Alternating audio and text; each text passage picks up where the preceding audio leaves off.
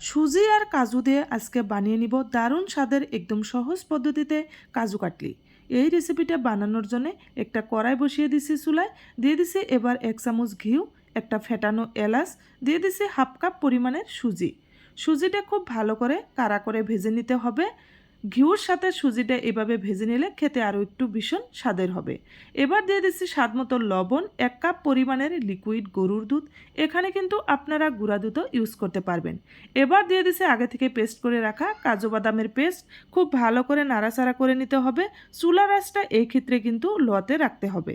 এবার দিয়ে দিছি হাফ কাপ পরিমাণের চিনি। মিষ্টিটা অবশ্যই যে যেরকম খাবেন সেভাবেই কিন্তু দিয়ে দিবেন। আঠালো হয়ে গেলে এরকম সাইজের একটা স্টিলের থালা নিয়ে নিছি। থালার মধ্যে এবার মিশ্রণটা নামিয়ে নিছি। উপরটা একটা হাতার সাহায্যে খুব ভালো করে সমান করে নিছি। উপরে দিয়ে দিছি আমি একটুখানি পেস্তা বাদাম কুচি। এটা কিন্তু পুরোপুরি অপশনাল, আপনারা কিন্তু দিতেও পারেন নাও দিতে পারেন। 2 মিনিট ফ্রিজে রাখার পরে আমি এবার নামিয়ে নিচ্ছি। একটা চাকুর সাহায্যে খুব ভালো করে কেটে নিছি।